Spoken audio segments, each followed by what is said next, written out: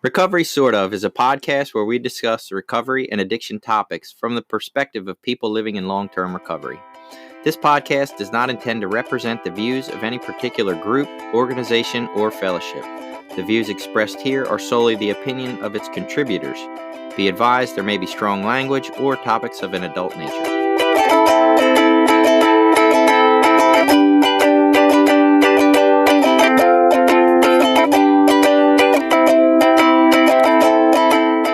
Welcome back. It's Recovery Sort of. I'm Jason, and I have a path of recovery, I think. And I'm Billy. I'm a person in long-term recovery. I'm Jenny. I'm also a person in long-term recovery. And we got a whole slew of people here today. A first for Recovery Sort of. There's 6 of us in here. So we're going to be talking about the All Paths Recovery Program, and I don't want to say a whole lot about that. I just want to introduce people. So we got Steve and Matt and Angelo, and they're all here, and so I'm going to let them kind of take over for a little while and tell us about All Paths Recovery and what they think, and then we'll have a shit ton of questions. I'm going to go first, though, because there's not enough mics or chairs, and but I just want to go first. I really wanted to have Matt and Steve on because we've had an All Paths show before, but that was like 2 years ago. With a guy named Matt. But With a guy named Matt. That is not required. interesting. Yeah, you don't Different need to Matt. There is a requirement in All Paths that the guy that talks about it is named Matt. Right. It needs a Matt. And it's 2 T's, not M-A-T. Right. Yeah, okay. Right. No MATs in All Paths. No, wait, there is. No. Well, maybe you need to change your name to M-A-T and just have one T. Now we're on to something. So, I mean, I don't think in recovery sort of history we've done 2 episodes on the same program, but the program's changed. It's been 2 years, it's changed. So I hang out at the recovery center, the Voice of Hope Recovery Center. It's kind of like a clubhouse in the area. So I meet people in different recovery programs and different paths, and I kept hearing about this All Paths meeting, and I met Matt. I actually met Matt volunteering at a fundraiser, but then I would see him because he was working there, and I would see him like every Thursday.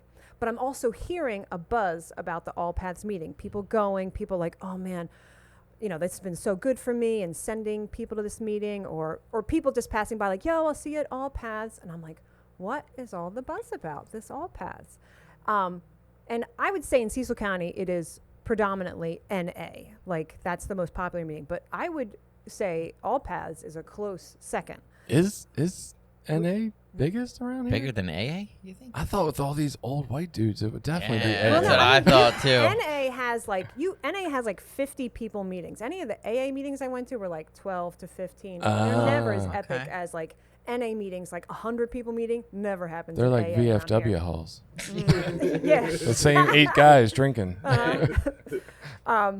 So, and like recovery Dharma, like we've most ever had is like 12, or like I heard about Smart or Celebration. It's like a dozen people. Okay. Sorry. Anyway, so yeah, I would see Matt routinely, and he's like, like, hey, when you come to my meeting, I was like, oh, one day, but my routine's pretty full.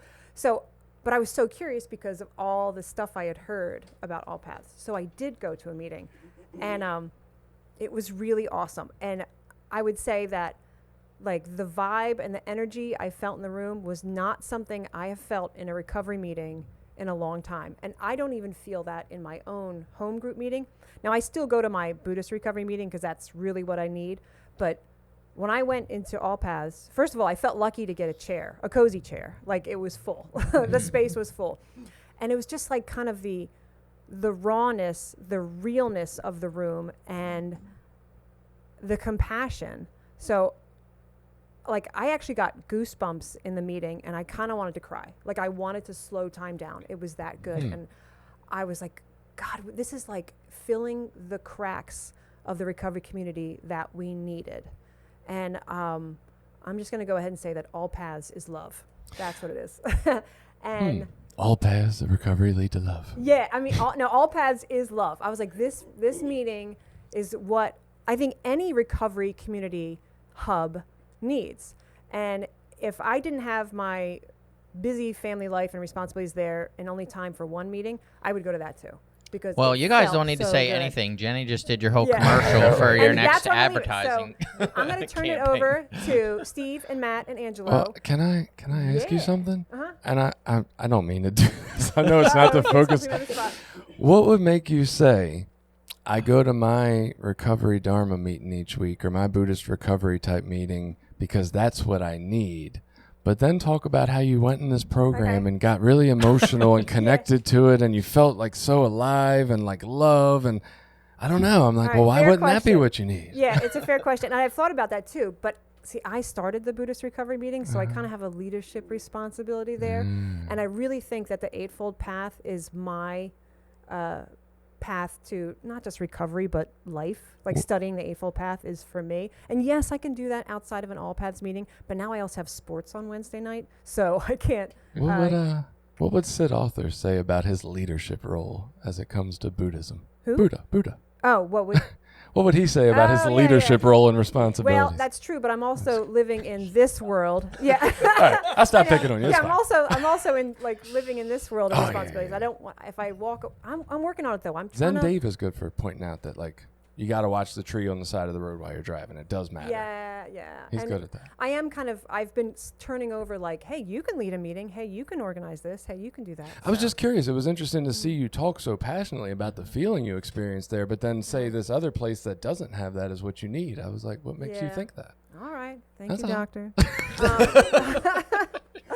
But that's all I wanted to say. I just, I've been watching All Paths from the periphery. I only dipped my toe in with one meeting, like super impressive, and I'm glad we could do this show. You used a word when you were describing them, right as we turn it over to them. I'll tell you in a sec. and when I did a search, I was like, oh, All Paths Recovery. What do I need to know before I go in here? Is there other versions of this? Are there other things to talk about?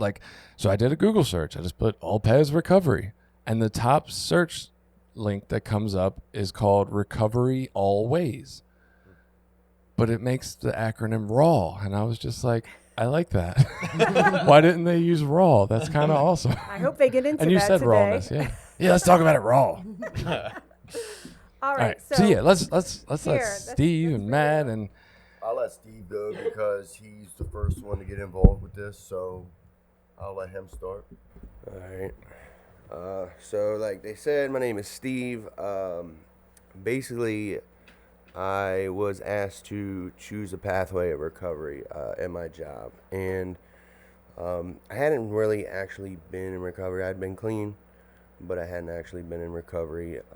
So a friend of mine, Matt, that you guys met, he was doing the meeting called All Paths for a little bit, and it just dropped off. And so I didn't fit in the NA box, and I didn't fit in the AA box. So I said, well, let's run with this All Paths and try to make a whole new, different way of recovery.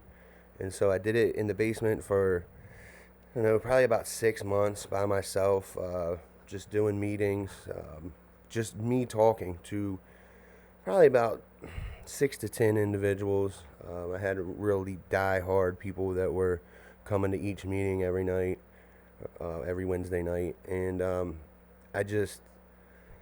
we didn't really start necessarily growing as big to where we are now until Matt got involved. And I'll let you go from there.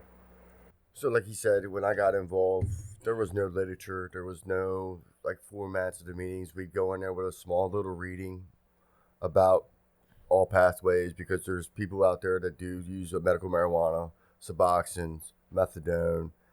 And I'm a person, I was going to several NA meetings, and not that I discourage anybody from going to those meetings, but I was watching this person chair a meeting, and she was coming up on a celebration. They found out she was on maintenance, and there was several people that were coming to walk out on her, and it devastated her for her first year. They were coming to the meeting just to get up and walk out. And it really crushed me. And that same night I came to Stevens, because I practiced AA that was my pathway. Right.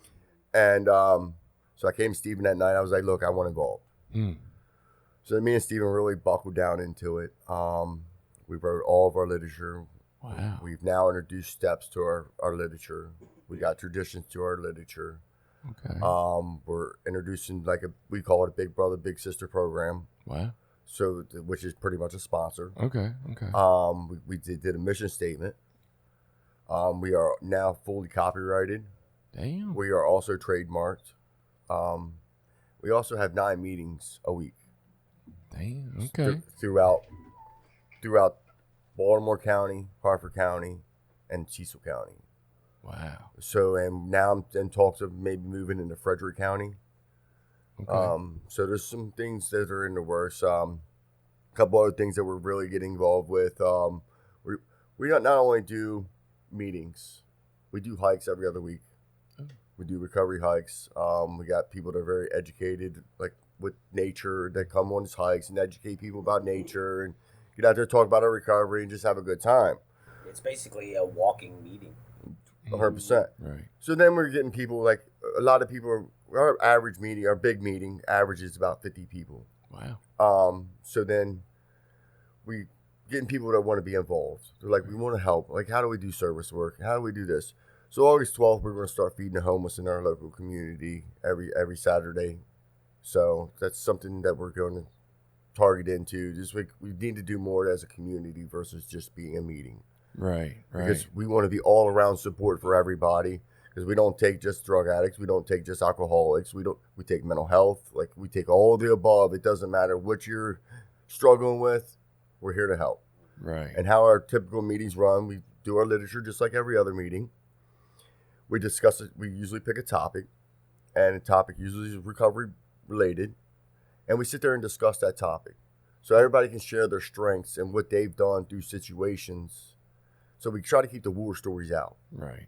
so it's not triggering for anybody, Right. and we try not to give no medical advice just because some people use the medical marijuana pathway. I practice abstinence. Right. Like, so I don't want to be triggered by your pathway. So, like, you try to keep some of that stuff out. But if it works in certain situations, I think it needs to be shared about. Because we don't want nobody to feel like they're not comfortable or welcome. Right.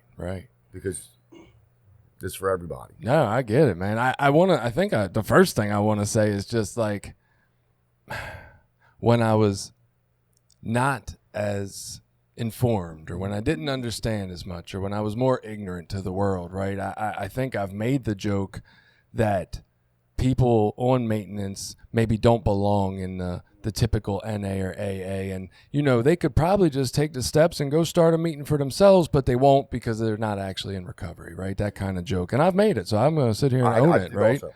Like I don't want to fake the funk. But knowing what I know today, the fact of like what it would actually take to think about starting a new program or writing literature for it, even just parts of it, like what a fucking task to take under your wing, right? And for you guys to take that on and like start doing this is just fucking incredible to me. So A+ job. Not that it matters coming from me. I'm just nobody sitting over here, but that's awesome. And thank you for like supporting the community.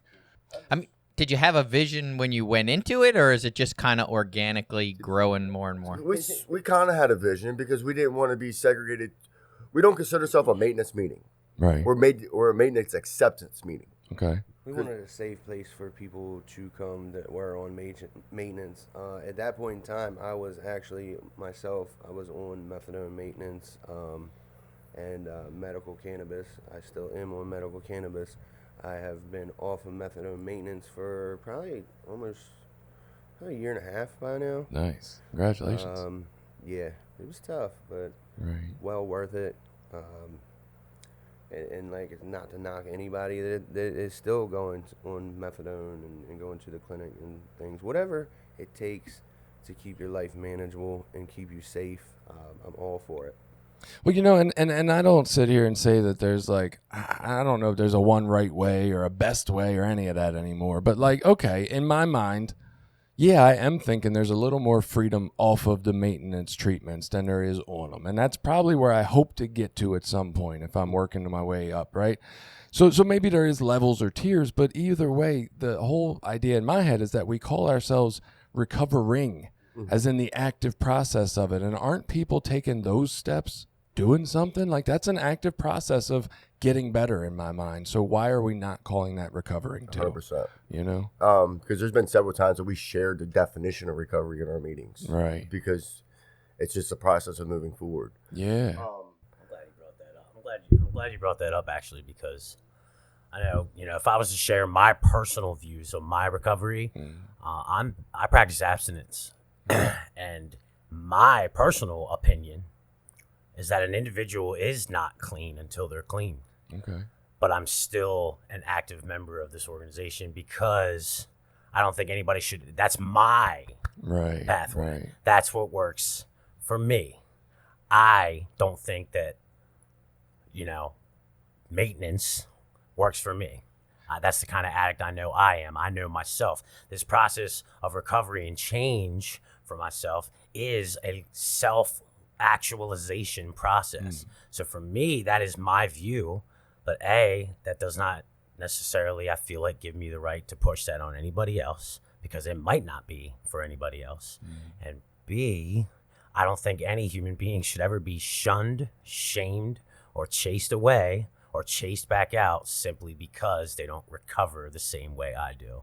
And that's kind of amazing. Like, we have a lot of debates on here about 12-step programs in general, and like, it works for me. Well, my belief at this point in my life is that, like, I think they have been useful, but I think because of their holding on to not changing where they came from, and the fact that we've got some newer information and science and newer understandings of the brain, I think there's places where they're keeping people from maybe finding different or possible more useful information at times, right? Just because of the way they were set up and the way they worked originally. There's also newer substances, like not Right. to, excuse my language, but this ain't your grandma's heroin. Right. And and we don't know what those founding members that we put so much respect into, we don't know what they would have done if life-saving medications were available back then. We didn't have them. We don't know what their thoughts would have been on them as far as the program goes, right? But just in my mind, the fact that, like, you guys today, Angelo, you're a newer member who has probably, in my mind, been exposed to typical and traditional 12-step programs. I practiced one. Right. And then, Matt, you're talking about going to these traditional programs and, like, choosing to move away from that because there was something that didn't feel good about it for you. And, like, to me, this is the people I'm talking about when I'm saying these 12 steps are pushing some people in the wrong direction sometimes. And I think they're doing some harm. And, like, I don't know. It's a joy to see that you guys felt just naturally pulled to a place that felt more inclusive and accepting. Well, I'll be completely honest with you. There wasn't 12 steps that pushed me out. I got involved with an organization called Voices of Hope, working as a peer. Mm-hmm. I worked in harm reduction. So I've taken these trainings on harm reduction, taking these trainings to become a peer. It really changed my outlook on a lot of, and then I'm sitting there working, watching maintenance keep people clean. Right. Or sober, whatever, keep people in recovery, whatever word you want to use. Right. And so that's what really changed my mind. It wasn't the meetings. It was me evolving to the new age of things going on nowadays. Well, and thinking about it, if I walked into a meeting for the first time today, and there was peripheral judgment or attitude towards a certain type of person, doesn't matter if they're on MATs, not on MATs, doesn't even matter. If I see that this is an environment where when people aren't around, we talk bad about them, I am no longer going to feel safe to share any of my shit because I don't know where the line is, right? I know there is a line. I know there's a judgment and a shaming going on, and I don't want to fucking cross it, so now I better behave and keep all my secrets to myself and stay sick. Yeah, I know. I don't know. For me, because I'm, this is my first time in recovery at 37 years old, and I'm coming up on 9 months clean, and I dove headfirst into this stuff, man, and it's really all I have. I'm really passionate about it. So for me, it wasn't even so much the programs themselves when it comes to like other fellowships and like 12-step programs, because for me and the way that I've been working them into my recovery, they are infallible. The program itself is infallible. It has brought me to more of a conscious contact with a higher power of my understanding, and it's able to work through me the more that I let go of my will and surrender to the process for myself. It's more, humans are fallible, so like to see, I know what it's like and feels like to be extremely vulnerable, to not know who I am early in recovery without the use of substances, and trying to do my best every day to figure that out.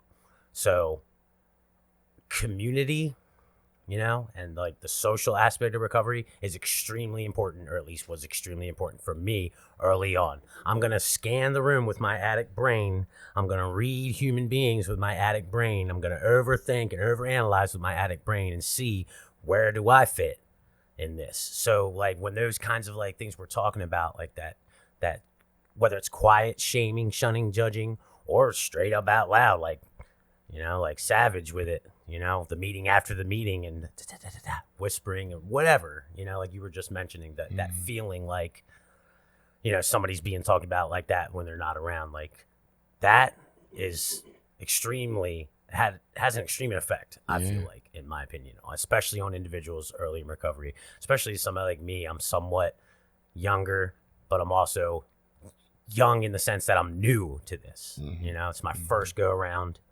Like I feel like if I was focused more on that than I was on the things that I was blessed enough to be able to stay focused on, to build that strength to be like, well, I don't care what they think, then I could see how it could easily chase somebody out for real. And I think I'm thankful that All Paths was where it was at when I came in, because I think that helped. It helped with that. And, I had to learn, because I thought it was actually just the name of a home group. I did. I had to actually realize that, oh, okay, it is its own thing. And I'm so blessed. It's crazy, man. I don't know. There are no coincidences, in my opinion, that when I came in, you guys were, at the stage you guys were at, and I was able to jump in and just be of service and do whatever I could to be a part of it,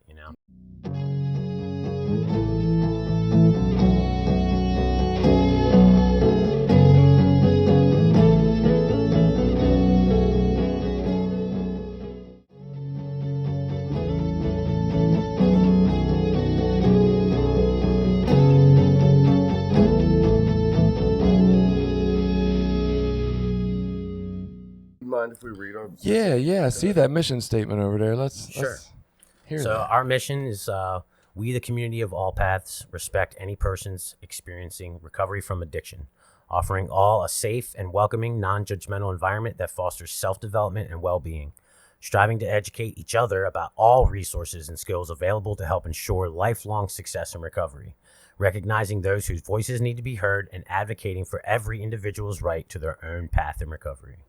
That's awesome. How did you guys modify the steps, or did you modify them to put different words in? I'm curious about that. Well, I know for me, religion was a hard thing for me coming into this. So I kind of took all the word God out. Okay.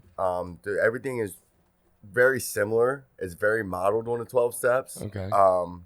He can read them if he would like, because my reading skills ain't that amazing. I can write. I can't read. What we're going to do is step work on these. We're going to use another program's kind of thing. It's Smart Recovery. Okay. Which goes on your conjugal thinking. So we're trying to put together work, because they go off of worksheets, like you do worksheets. Right. So we're trying to put worksheets to each one of these steps. Gotcha. So not only do you have your normal step work, you've got this other conjugal thinking. So you're diving in just a little bit deeper than you normally would. Right. So what does step 3 say when it says God? What did you guys put in there? It says we need a decision to accept that we cannot control everything, assume a mindset of goodwill, seek the wisdom of responsible others, and discover our true voice from within. Oh, okay. That's and nice. There is a mentorship to it as well.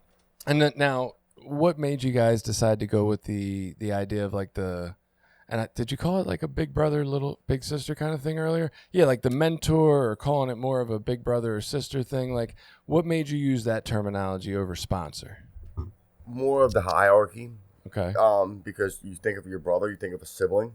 Right. Someone that on a level playing field that may have a little bit more knowledge, but they're not on that hierarchy. Like, I'm not your boss. I'm not your... Like, I don't sit there and tell you what to do. I guide you with what to do versus telling you this is what you have to do. Yeah, I got it. When you said it earlier, it was like, yeah, I could see why they would change that. Like, even in the therapy world, there's therapists that are really uncomfortable calling themselves like, I'm the therapist, you're the client, right? So we kind of we're fellow travelers, right? We're all just humans, man. 100%. We're all just trying to figure it out. I could sit in a therapy chair, and I'm also trying to figure out why the fuck I yelled at my kids last night, and while I'm working with other people. So yeah, I like that. I like this idea of do you guys celebrate time? Because I feel like that's another thing that kind of can, at least in the traditional way, that's a hierarchy. What we usually do, recovery we give you a clap for first year, and then when you get to a year, we have all pass hoodies. And they say all pass down the sleeve, and you can get your name on it. It's got our logo on the back of it, so you get those things when you get to a year. So we do pretty traditional celebration at a meeting too. Yeah, you do cake. Like they come in, they tell their story. Like it's pretty traditional because I know that I always like seeing celebration. Yeah. So I got to work on mine. I got one coming up the 24th. Oh, that's awesome, man. 8 years. How do you feel like you addressed the word sponsor in the literature to make sure that feels a little less authoritarian or less like classist? How do you address that with the recovery time idea? Because I feel like that's another place in our 12 steps where, oh, that guy's got 20 years. He obviously knows more than me, or we should all default to his knowledge, or is there any way to kind of mitigate that? we really don't really get into that. Like, we do require a year or more to be a big brother. Okay. So. And have you mentioned before that they need to have worked through some steps? Yes. Okay. I Yes. Been through steps. If that's the because minimum requirement. What the end goal here is to have multiple pathways. Like, yes, we have the 12 steps. Right. But I would love to have another pathway also. Like branches off of other things, like smart recovery. So you have options. Like, this is the path I want to go. Right. So you have more than just the 12 steps to work with. And this is optional. Yeah, we don't. This ain't mandatory. Like, this is if you want them, they're here. Like, we don't read them at our meetings, but we do have them. So maybe what and I don't know how to like put this into a vocabulary word because I don't know if one exists, but the experience of coming into an all paths meeting obviously gave Jenny a very different feeling than what she's used to getting walking into these other types of meetings. What do you think it is that is going on in your meeting that has this different feel or that brings this different vibe to the recovery atmosphere? For one, is the community, because we're a very strong community. Like I said, we do a lot of things outside of our meetings. Like, we're very strong. We try to get everybody involved with everything. We do not have no judgment. So when you're at our meeting, you're having discussions like me and you are, like all of us are right now. This is how we run our meetings. You know, you go to your traditional meeting, you share once, and then you're like here you have a discussion. Like you can go back and forth and have full blown conversation. It seems tough with 50 people though. It does, but that's where the facilitator, because we try to facilitate our meetings with 2 people. That way we can kind of divert and keep things into a positive, because we also want it to be in a positive manner. Because we don't want nobody, oh, your pathway's wrong. Like, so we kind of throw blockers in there as soon as those things start to happen, because it does happen, because not everybody is on the same page. Right. People just coming in. So if somebody comes in, I like to feel like I'm pretty educated, and so Steven, so's Angelo. Like, we're all pretty educated on all pathways. Like, with me working in harm reduction, I've seen a lot of pathways. Yeah, that's what it's about. It's about ever more data and information being introduced. Like, even sometimes having those hard conversations. Like, so like when we thought about doing this and sat down, and it was like, like I remember you came to me and you were talking about, you're like, man, maybe this and that about traditions and steps of our own. But then there was also like, it was quite, questioning it. Like, I don't know if I want to or not. Some of us expressed that they're like, it's not really my thing. And then I remember I said to you, and you were like, and you thought on it. And I was like, well, we should at least try to take a whack at it and offer it, because if it's gonna be all paths, we're not all paths except 12 steps. Right. So if we're really gonna be genuine about this all paths, then why not at least try it and try to offer it as well? I know for me, coming into those meetings, like I've seen some pretty staunch, stuck in their ways dinosaurs, as they call them, come into our meetings and drop their little knowledge bombs and it be receptive. There not be, everybody hair down and like getting down to nitty gritty. I've been to some all paths meetings before where it was straight. We're having logical, rational debates and getting really into some, for lack of a better term, uncomfortable situations, uncomfortable topics, uncomfortable, subjects involving recovery and involving like, these changes that we're talking about that are here, they're not going anywhere, especially when it comes to the drugs, man, that are out now. Like, that's the number one biggest one for me. And I like how you talked about with the harm reduction, because that's really what should be the main goal. You kind of took the words out of my mouth with that one, because All Pass started as just a harm reduction approach to recovery, and we've kept that core in there, but we've also added this and we've added that and tinkered with this, and it's just, there's been mention of just about everything this area has to offer at least one of, if not several of our meetings. I know I chair one that's a day meeting, and I've touched on like Dharma recovery style stuff and Taoist philosophy at the meeting that I chair. I've heard, we've had speakers come from Smart, and Celebrate. We've done stuff with people from Celebrate at the hikes, which those hikes are awesome, because it gets to be something where we're somewhere in nature. People are free to kind of like do what they want, but at the same time, everybody kind of like, for the most part, sticks together in a little like, moving. It's like a moving meeting.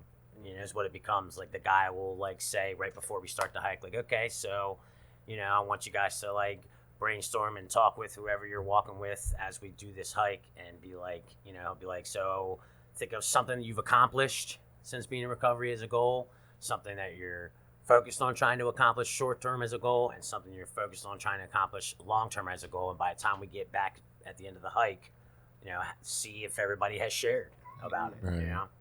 So it's really cool. That's awesome. I think definitely from what I'm hearing, like some of the things that are to your advantage and that are working well for you guys is like this smaller, close-knit community, right? You don't have to worry about the All Paths members in California just yet, right? It's right here, and people know each other, and that's working really well, and there's connection, and there's more connection through this like hiking idea, and you're coming up with like the idea of going out to help take care of people. I think a challenging piece to that as you guys grow, and one of the other pieces that I've seen as an advantage so far, just this idea that like you're new and not stuck to any idea. You're not married to anything. You guys are like, hey, let's try some shit out. Well, after 3 months, that piece is kind of not doing it. Let's just cut that out and we'll move this way. And like that just feels so much easier, right? We don't have to get it right now. We can just try shit. It's okay. And I think maybe some of the challenging things that might come as you guys are moving forward, and at least what I was thinking, like we've talked about the idea of fidelity. Like, how do you keep fidelity or the sameness across the program, right? Like I could do 3 group therapy sessions and give those people pretty much the same treatment. But then if more people want that treatment, well, now I got to hire people and train them and then hope that they're doing the same thing I'm doing, right? And I guess what I was thinking of was like, what happens when the person who's educated about the hikes and pointing stuff out isn't around anymore, or an area starts a meeting that they don't have that, or, like, are these built into the program, or is just this general idea built into the program of like, we do more than just come to a meeting? Because that might work. That might be reproducible, just thinking through these ideas. Well, what we usually do is we don't have no point people. Like, we're all involved. Like, Gotcha. That's one. Like, if I drop off right now, these guys can pick up where I dropped off. Like, those are one things that we do. Like, we do stay very open with everything we got going on. We're not secretive. Like, we don't, all right, this is my job. This is what I'm going to do. Like, I mean, we do lean to our own little things that we do, but that doesn't necessarily mean that he can't just jump in and do what I do. Right, like, you know what I'm saying? Or he can't just jump in and do what I do. Yeah, I think that's one of the benefits of it being that we like welcome ever more information, knowledge, and data. Is because it becomes this almost kind of like mutually arising aid, this like almost like spontaneous order. It starts to like emerge. That's what has fascinated me about it too. But there is still there is that looseness of autonomy in a sense, especially when it comes to the meetings. I would say like per meeting you might experience something a little different, but like there also is kind of like a template or like a what would you call it, like a code of conduct almost. Like, yeah, that's what I wondered. Like, do the meetings, like, do the facilitators have like a guidelines or any sort of directive, like how to run a meeting? We usually make them come to our meetings that me and Steven usually run. because we started the first one. So we like to model that one. And then we kind of let them come for like a couple weeks, let them facilitate that meeting so we can see what they're doing. Mm-hmm. And then we turn them loose. And I usually sneak in there and attend those meetings to see how it's going. Because one thing I am finding is that we're in a lot of treatment centers. Mm. There's not very many treatment centers in the area. We're in Brantwood. We're at New Beginnings out in Bel Air. Adam in Baltimore. Like, we're in a lot of treatment centers around. And it seems like that's been a big go-to for their treatment centers. Mm. Yeah, I imagine because medicated assisted treatment or any, newer pathways are more open in the treatment community now. Probably, 15 or 20 years ago, it was abstinence-based was it. Like, right. If you were in a treatment center, it was abstinence-based. It was 12-step, and that's kind of the model. And that sort of changed. So there was a big, we've seen issues with recovery housing and stuff are falling into the same traps of like, okay, well, what do you do with people that are on Suboxone or methadone? Should they be in the same house with someone that's abstinence-based? Yeah, and it's definitely a growing area, Because we do a lot of stuff with recovery houses also, and there's a recovery house in Aberdeen that we just recently started working with, and their rules are very lenient, and I don't know how it's going to work for them yet, but we're trying to help them navigate through that situation because it's going to be a rough road. Right. It's cutting edge, definitely. They got mental health in the same house. They got maintenance in the same house. They got medical marijuana in the same house. And they got 10 guys in this house. So it's definitely going to be a path that's going to be.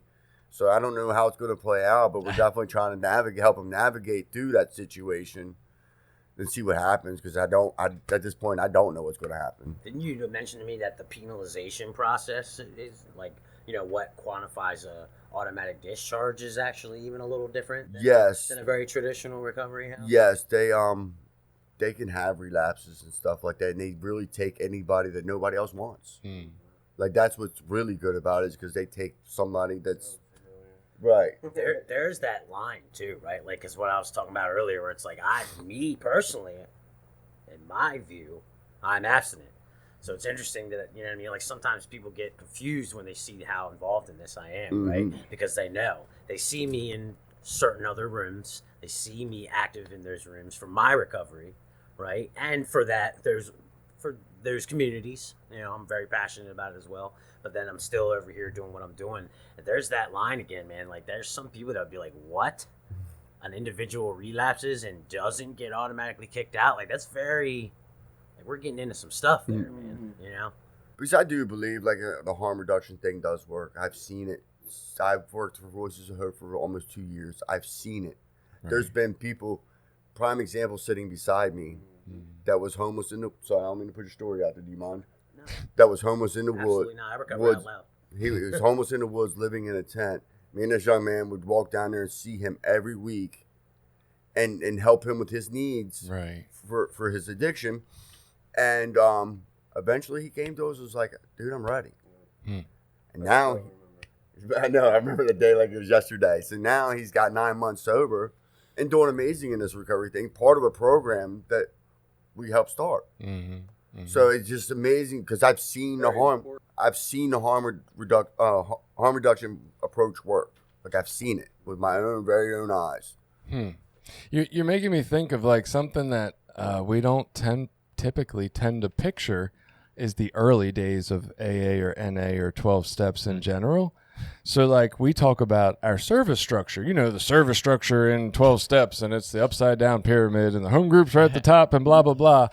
But all that service structure was derived from a couple of guys saying, all right, these are the rules.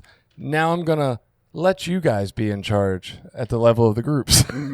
But the rules were already established by a couple of people. Because I was just sitting here thinking, if you guys want to change your program, is it a vote amongst the people who come to All Paths? No.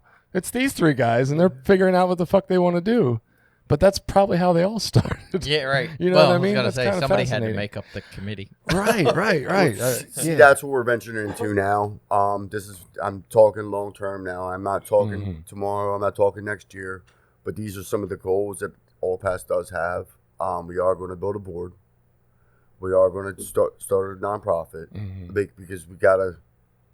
Nobody even donate to us to help us with anything because we don't have a tax ID number. Right. So like we don't make no money. Like we did do an event. This is when I knew this was serious. We did an event. We did a 5 people speaker jam. I expected 30 people. Like we did it very, very low budget. We did it at my property. Quickly too. Yeah, within a month. Like we planned it within a month. We ended up having over 100 people. And From all pathways. Because what we did is we found a speaker from NA, AA, Smart Recovery. Like we did every little thing that we possibly could do from every program that we could find. And it really went without a hitch. Like I couldn't ask for anything better. Like I was definitely amazed, and that's when I knew this was really biting. I remember the meeting right before we had it, and I was like, man, I'm nervous. I don't think anybody's going to show up. We're charging people to come to a barbecue. Like, who does that? And sure enough. It was more of a donation. Right. Sure enough, they came out hard. They came out deep and showed support. And I just want to say that I am thankful for everyone that attended that barbecue.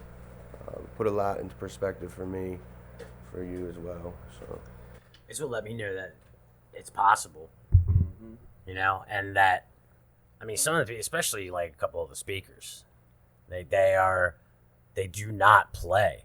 They like their recovery is beast mode with years under their belt, and they are definitely very, for the most part, set in stone members of other fellowships. But to see them there and to hear them share their experience, strength, and hope, you know, and it didn't change a thing. Knowing where they were, you know, what the event was for, it didn't change a thing. It put in perspective for me that this is more than just the reject maintenance meeting. Well, it's also fascinating. It's fascinating to think that, like, when I came around to 12 steps, I remember hearing frequently this idea that, like, oh, this is where the misfits fit. And, like, now it feels like we almost need other programs for the misfits from that community fit, you know? Yeah, I think that's a thing in recovery. Like, as I've grown in recovery, and I guess my story is maybe a little different than what Jason would say. Like, as I've been in recovery, my idea of recovery has grown and changed within the 12-step fellowship that I'm a part of. So, like you said, like, people going to the meeting and with the intention of walking out on that person. Like, that's totally shitty. And I don't think that represents the fellowship that I am a part of. I think that's a bunch of assholes taking an idea and being a bunch of assholes is what that is. But to me, that's not representative of what I think, you know, the steps and traditions and that stuff are about. But it's taken some time to grow in that belief. And it's good, you know, to see, like, how do we get these different factions of recovery together to form a community? You know, we have this group that's in this fellowship and this group that's in this fellowship and this group that's in this fellowship. And we've spent a lot of time sort of like judging and poo-pooing each other, and they're doing this wrong, and they say this about us, and we say that about them, and, you know, that's where you go if you want to get laid, and this is where you go if you want to recover, and, you know, all that shit. Which one do you go to for laid? I think that's where that whole that principle over personality aspect could really be a saving grace. You know what I mean? Because especially if we're going to talk about anonymous fellowships and the purpose behind it, I mean, it says it right there, clear as day. You know, why anonymity is so important. It's not just about not mentioning that you saw Judge What's-His-Face in the meeting last night. It's about not putting my hands in rippling the water, you know, principles. If I'm mucking up the message with my personality, it's gonna, you know, it's gonna cause more harm than good. So, like, but at the same time, I get it too. Like, how can I? So, like, say, like, I've had some pretty in-depth, some deep conversations and debates with some people in recovery that are like, well, what do you think about, you know, these changing things? Like, say, for example, we're in Maryland right now, and what recently happened with a particular narcotic, you know, that nobody's ever died from. We don't really know what's going to happen in the future. There's some really experimental things happening with that particular substance, but we do, the undeniable numbers in science is there for its medicinal purposes, but now, like, that's not to say that some people I can think of off the top of my head that just don't need to be walking into stores and buying packs of joints, they could do without. But, like, how can I sit here and just be like, oh, well, now that means everything has to change, like, how can I expect something like, say, an anonymous fellowship that has the word narcotic in their name to now be accepted? Like, it's not realistic. I can also admit that, so like, that's why I think something like this is perfect to fill that gap.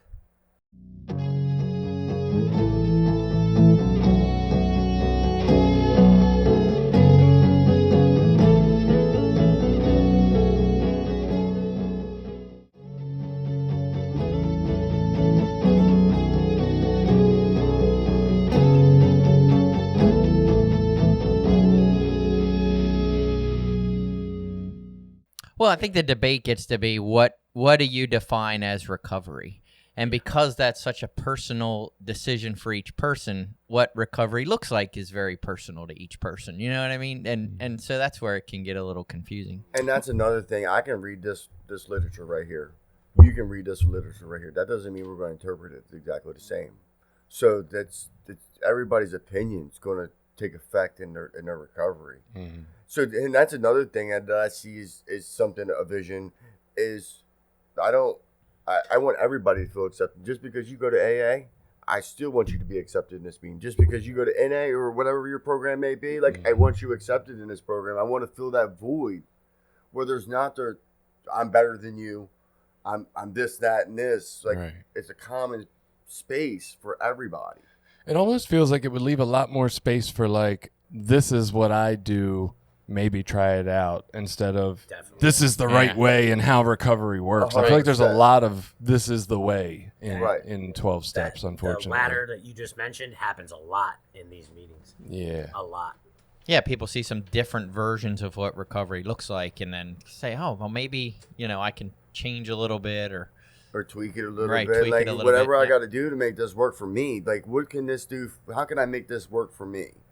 Yeah, I'm just thinking about what you were saying, Billy, about the challenge of, like, those people that were going to walk out of the meeting aren't the program or the meeting. And, like, there's actually cases where them amplifying the negative actually does good for the whole situation, because then more other people step up and amplify the positive that maybe they wouldn't have, right? So that's not terrible, but just thinking as we kind of niche out in our population, you know what I mean? Like, we have the internet, and now there's people who can be into, like, I like watching bees fuck flies or whatever they want to do on Saturday afternoons, and then there's a whole community of people like them, and they're not different anymore, and they're like, oh yeah, we're the bees fucking flies community on Saturdays or whatever.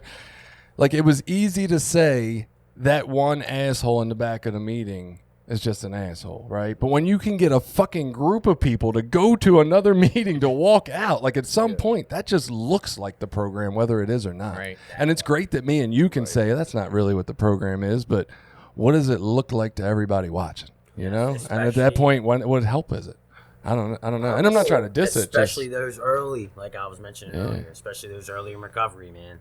There's a couple models that are sort of like this that I've ran across. Like, we are the only all pass, but there is a couple models, because you do have more, but they concentrate on just like better, just the MAT program. Like, they don't accept everybody. Gotcha. And that's one thing that we really, when we sat down and did this literature, we really worked hard on this, because we got full out readings, just like a full meeting. It's just like an average meeting. We got full out readings, closing, all those things. And, like, we really wanted to concentrate on unity. Mm-hmm. Because I don't know one person that can recover by themselves. Yeah, I think that Recovery Cafe does something similar, but they're more like a community organization. Like a hub. Yeah, they're not like a fellowship, so they're a little different. But the idea is kind of similar, but they're, I think, like a nonprofit, organization that I think they just foster meetings. They're not like having and chairing their own meetings. Right. So, yeah. All right, so I'm thinking about coming to an all-pass meeting because, why not, right? I mean, Jenny sold it. Yeah, to me. I'm like, when's the next meeting? But you might make or break it on this next question. I just wanted to say quickly go that ahead. I'm not condoning walking out on somebody's meeting or anything, but look, I am super grateful for them doing that, because that's when you really was like, man, I'm in here. Let's do this, and we buckled down and we really made this a thing.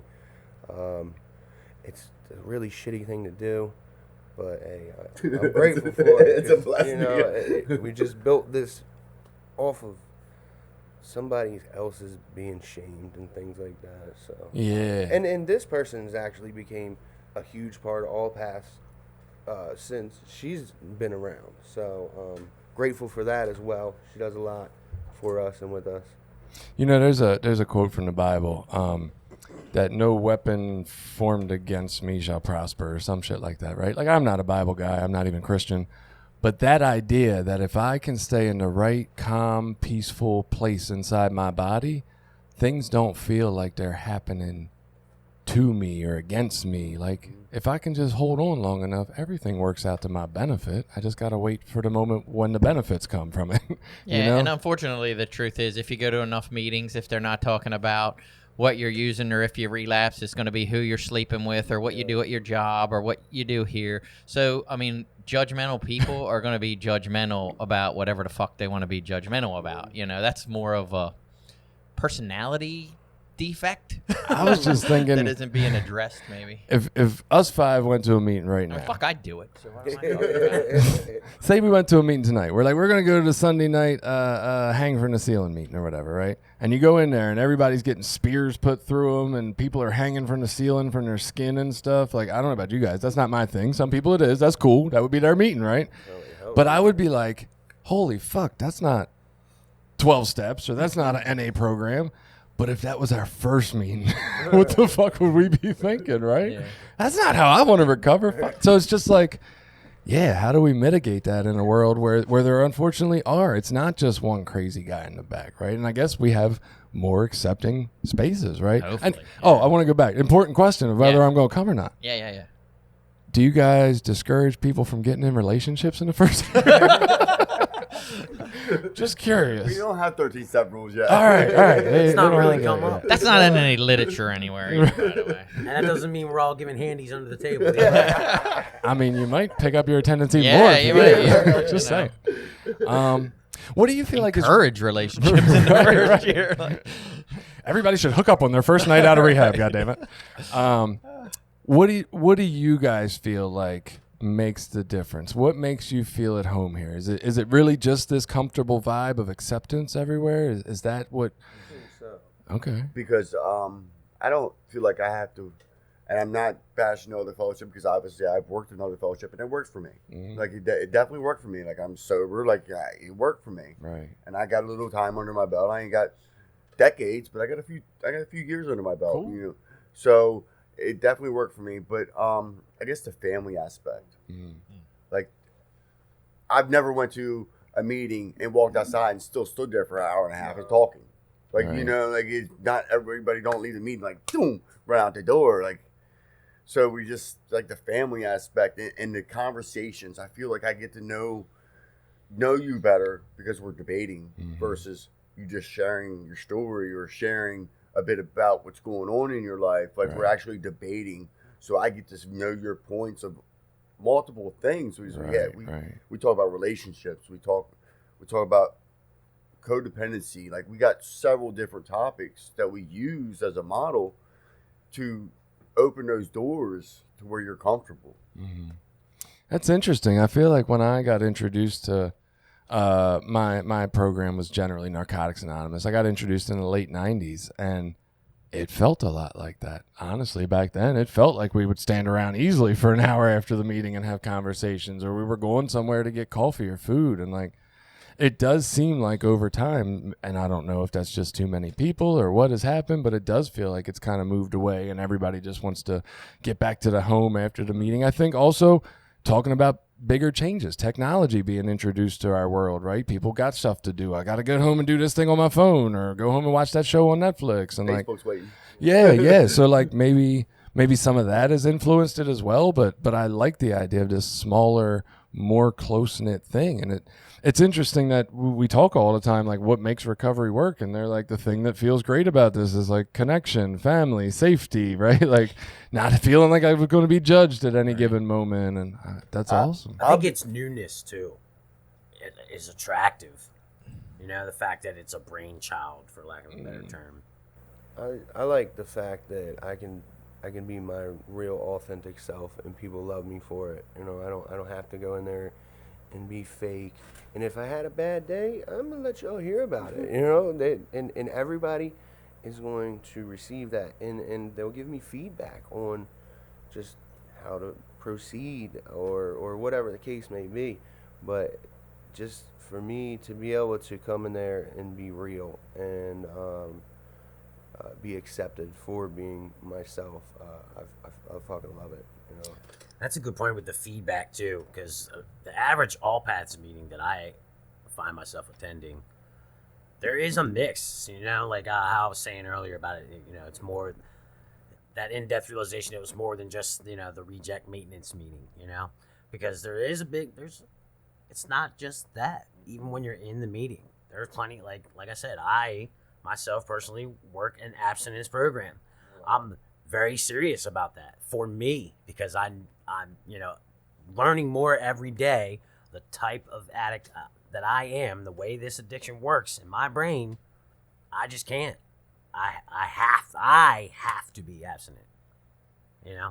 So I think Steven, you've kind of mentioned this is like your, I'm going to say, only recovery program, right? Like this is what you do for your recovery. Do you do both fellowships, Angelo, or do you just do the one, or I do how's that work? one. So yeah, That's okay. you do both. Well, I do Well, you all do. paths. Yeah, you're in all paths. Okay. So it can work either way. It can be a standalone thing, or it can be like a complementary to. And see, that's another thing that I don't want to ever insinuate or try to force. Like, because I like that people work double programs. Just because you may get something from this program that you may not get from the other one. You may get something from the other one that you're not getting from this one. Like, I don't feel like closed-minded helps your recovery. And to be honest with you, like, I think a lot of people really recognize this is because we get so much recognition from the community. Like, we got so many people, like, Boys' Hope's been a huge supporter. Mary Randall's been a huge supporter. The Help Center is a huge supporter. Like, we got all these big organizations throughout the county that are huge supporters. And Serenity, that's the local clinic. Like, that woman's blessed us more than anything. Like, she's really stepped up. She's got us in 2 of her buildings. Like, and she even, they got to attend groups when they use her facility, like her program. Right. We sign off on those slips. Nice. So it's like she really thinks this is going to do something for them. Right. I'm curious about this, and I'm just kind of trying to figure it out for Narcotics Anonymous, too. I'm not sure I really know. So Narcotics Anonymous literature says you're a member when you say you are.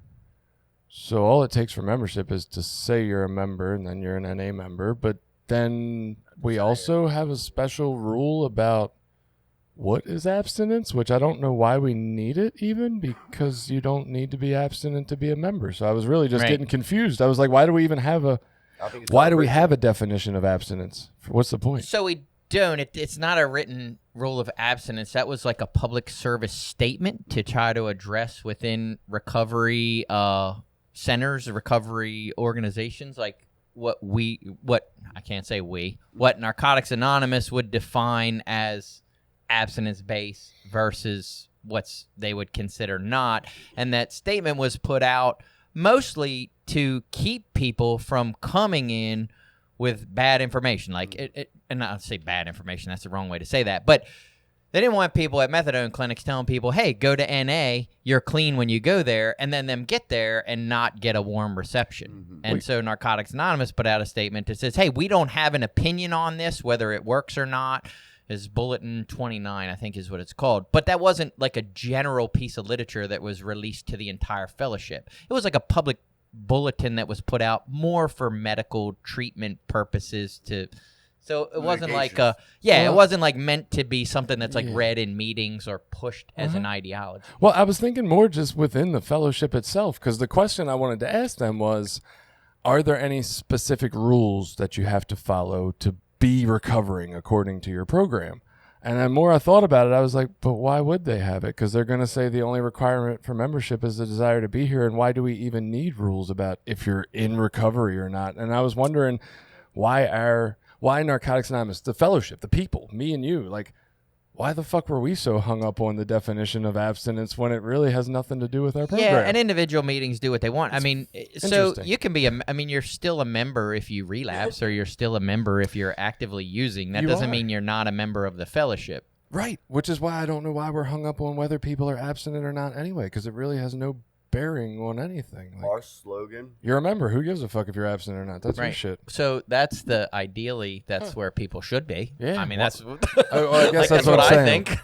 Where did we go wrong? Why aren't we there? I think that's where like that unity versus the personal comes into play too, because Right. like it talks about, the only way that the individual's personal recovery can be guaranteed is through that unity, right? Right. So like that's where I guess it gets down to what I was talking about earlier, where it's like, yeah, that might be my perspective. Like I don't consider myself clean unless I'm doing the best I can to work in program of complete abstinence from all drugs. But like at the same time, I'm just a fucking junkie. So who am I to tell anybody else that that's what they have to do, or they're not doing what I'm doing? You know what I mean? So we had a speaker, that speaker jam that we were speaking of, that I spoke about. And he has multiple dates. He calls them recovery dates.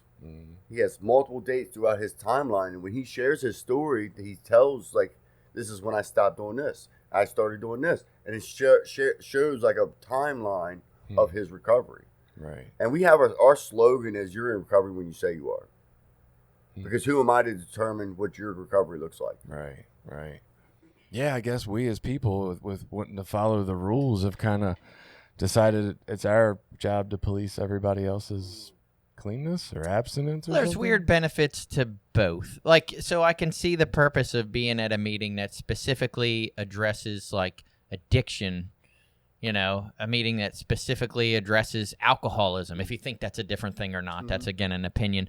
A meeting that specifically addresses gambling, a meeting that specifically addresses sex or, love. Like we have all those different fellowships, and there's a great, I think, need for that if you're caught up with that particular issue, because those people are going to relate to what you're talking about. They're going to know the intimacies of the struggles with some of that stuff, whereas I might not understand the intimacies of the issues around gambling. I don't gamble. I've done it a few times. I lose money. I get pissed off, and I'm like, this is fucking stupid. Like, I don't know how anybody would like this. Yeah. But people obviously struggle with that, and it's a huge issue.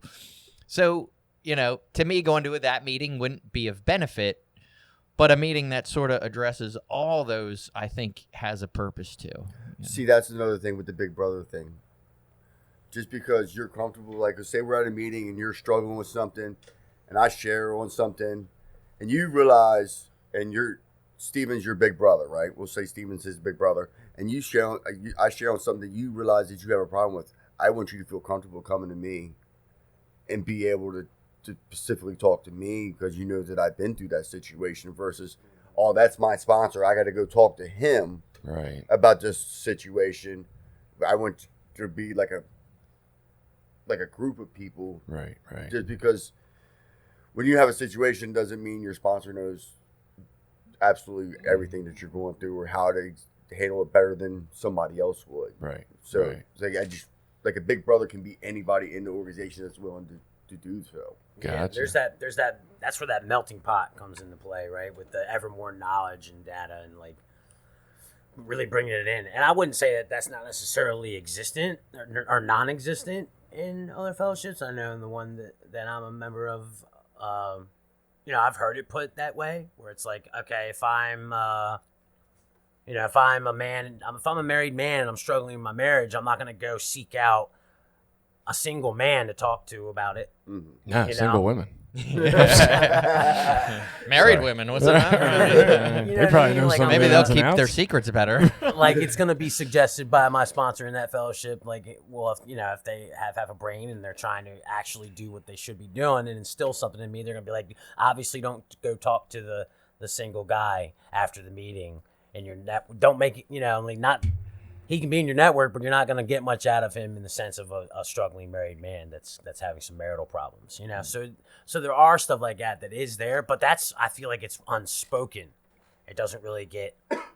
Nobody just like opens that can of worms and like comes outward about it. In all paths meetings, it definitely is there. Like, you know, that melting pot of like, well, actually, you know, it's funny you say that because this is our topic today, you know, and everybody chimes in. I studied a lot of fellowships before I really got in. I've been to Celebrate Recovery. They got a very close model to this called Harm Reduction Works. It's based out of Massachusetts. It's very small, kind of just like started out like we did, but they do more Zoom meetings than anything. I studied Mara. Like I still study a lot of different pathways, psychedelics. Like we got people come to our meetings that is their pathway. They microdose and do those things. Yeah, and assisted therapy where there's a clinician sits in and everything. Recently, I've been looking at the ketamine therapy. Like it's just like a lot of different paths that I really want to get into. Right. I mean, maybe not as far as fellowship, right. but as far as knowledge. Because the more knowledge that I have on anything out there, the better off I am. And I think it really comes to a lot because there's a lot of peers involved with this. There's a lot. Like most of our meetings are ran, I won't say all, but there's a few of our meetings that are ran by peers. There's a lot of peers that are involved with this fellowship. A lot of abstinence-based recovery individuals that volunteer too. Definitely. I mean, so I just be honest, like as an abstinence person, like my immediate hang up, I guess, fear is that I worry it would make using appealing in a way that I don't like. I know I'm not above using, you know what I mean? Like I know I'm not above it at all. And like recently I've had some people that I know that have decided to do, you know, marijuana and different stuff. And I'm like, that turns on shit in my brain. You know, that's like, I don't want to say triggering, but it's like gets me thinking, oh, maybe I could do that now. Maybe that would be okay. And that's like a fear. But you said you guys addressed that some, or at least try to acknowledge that. Like if somebody's struggling with that, like me personally, like I was tossing the idea because I'm getting ready to celebrate 5 years in December. That was a good discussion we had. So we went into we was in a meeting, like we had a whole discussion about it. Like the whole group gave me feedback, not what they thought I should do. I wasn't there, was I? Nope. No, you needed my feedback. The pros and cons. Steve is going to give you his feedback right now. The pros and cons of those things, and like that was a good meeting. It was a really good meeting because it gave me a lot of different people's outlooks, not their opinions. Was there any medical cannabis patients? Yes. Okay. Yes. Okay. Like it was half and half really. Like it was a really good conversation because I got a lot of insight on what could happen from both angles. Mm-hmm. And like I ultimately have to make my own decision. Like you know what I mean? Right. And like it's just one of those things that because I figured if I went 5 years, why would I want to change my pathway now? Mm. But I don't want to. Also, I know I don't want to go on doctor meds because like those are things all reality of some people's lives. Like so, I have ADHD like a motherfucker. I have anxiety, PTSD, things like that. So I use medical cannabis as an alternative to psych meds. I don't like how psych meds make me feel. They turn me into a different person, water me down, whatever you want to call it. So I found that medical cannabis helps tremendously with all these things. And I'm a huge advocate for medical cannabis. I'm a huge, I just really am passionate about that and what it does for my mental health. So I just want to throw that out there. I'm glad you did because I literally agree with almost every word you just said as far as like advocating and understanding that the science isn't really going anywhere now anytime soon. But at the same time, I know that I can't. Yeah, it's not for everybody. Not for everybody. But like, I still, who you know, I'm nobody to be like, well, fuck that science, right? Because it's there and it's not going anywhere. You know, guys, keep an eye on time. We're getting close here. Really want to make sure people know how to get here, right? Like obviously this is a local thing at the moment. So I guess question one is, if you're around the Maryland area where these meetings might be, how do you find out more about them? We have a Facebook group. Perfect. That has almost 600 members that we actively post all of our events. 24. Well, I don't want to say 24 hours, but a lot of hours of support if needed. Right. Because somebody always goes right on there and addresses any issues as far as, because we got like 6-7 moderators that take care of that group, and we try to a lot of peers. If somebody's struggling, they reach out. Like, boom, we're on it. So we do have Facebook. Awesome. We will have that Facebook link underneath this episode. You can just go down and click on the little link. Question for members who aren't in Maryland, who this sounds like something they want. Maybe they were just at a meeting where a group of people came just to walk out and they heard about it and ain't feeling real good about it. How would they go about starting one of their own, or getting in touch with you to get the basics of, like, what does this foundationally look like so we can start? I do have all email. It's allpassrecovery. Okay. At Gmail. Awesome. So they can email that, or once again, the Facebook. Is that all one word? Yes. All lowercase? Mm-hmm. allpassrecovery at Gmail. And once again, the Facebook is very active. Awesome. Because it goes right to my phone. I don't even have a personal Facebook anymore. Right. Like, it goes right to my phone. So Everybody thinks he's just all pass. My name Just is All him. Pass. My name's All and I'm an addict. But I do want to read this closing, because this closing is very important to our recovery. Okay, but how would you introduce yourself to read that in the meeting? Hi, my name's, well, we introduce ourselves at the beginning of the meeting. Everybody. Everybody. How do they do it? Hi, my name's Matt. I'm in recovery. My pathway is abscess. Oh, do you have to say your pathway? Or? You don't have to. Absolutely not. No, What's yours, but Steve? I just say I'm Steve, medical cannabis. That's just Okay. throw it And, out there. and the reason for that, right? Let's say, once again, you're having those ideas of maybe switching your pathway. We want you to know that's his pathway, and he's comfortable in his pathway. Right. So that way you can go get his feedback on that pathway. Got it. So hit us with the We closing. always say, like, if everyone's comfortable, let's go ahead. Yeah, And you don't And necessarily you don't have have to to say say nothing. anything. Yeah. All right, so these are tend to be the closing statements of the meetings. Rock bottom became the foundation of our new beginning, for a chance to build and to be better than any time before. So from this point on, we will look forward, because things will get better. Things may seem cloudy now, but the storm always moves forward just as we should. Not saying it is easy, but well worth the wait. You weren't created to live feeling shamed, depressed, or unworthy. One of the hardest things to learn is that you are worth your recovery. There is no right way or wrong way for your path as long as you do not stop. It is not a race, so do not feel guilt if it is taking longer than you thought. You don't get over an addiction by stopping using. You recover by creating a life where it's easier not to use. A life where you learn to recover without living the life you once knew.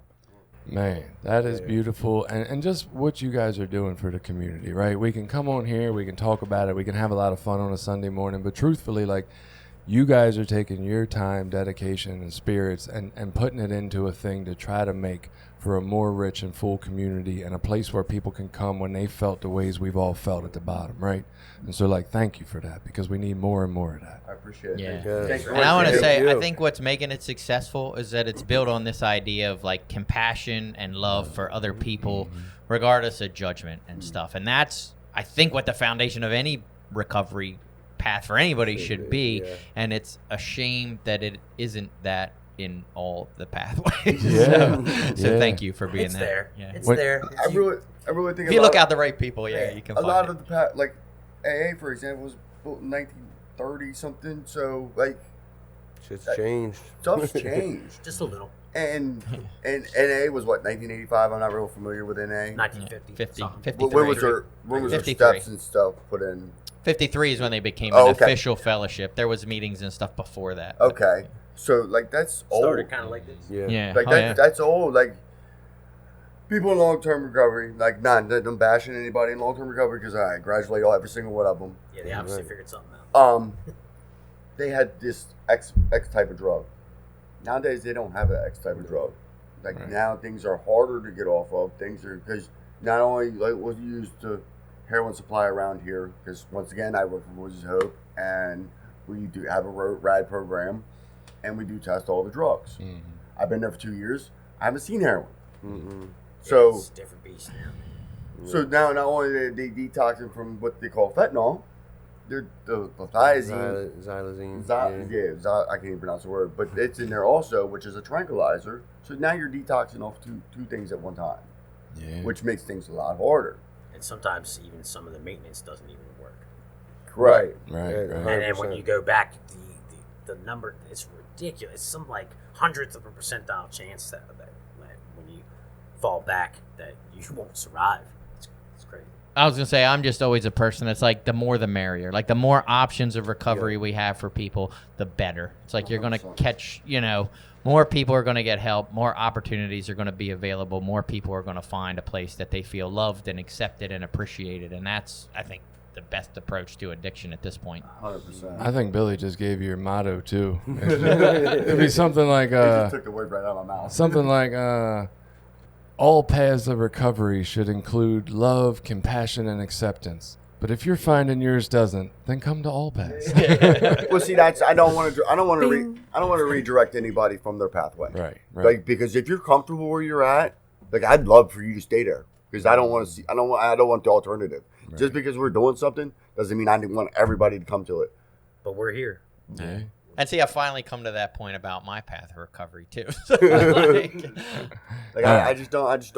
don't want to change nobody where it could be harmful for you. Right. Because I even have the approach sometimes, and this is like, a lot of people don't like this approach. Like, I don't care if you're on X drug and you switch to this drug, as long as it's an improvement of your lifestyle, I support it. Right.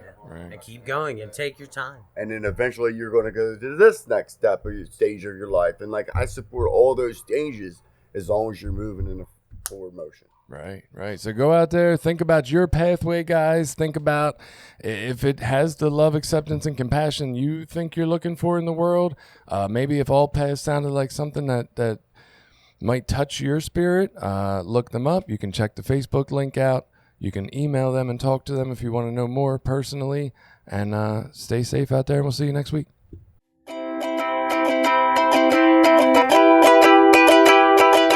Did you like this episode? Share it with people you think might get something out of it. Check out the rest of our episodes at recoverysortof.com. Also, while you're there, you can find ways to link up with us on Facebook, Twitter, Instagram, Reddit, YouTube, anything. We're always looking for new ideas. Got an idea you want us to look into? Reach out to us.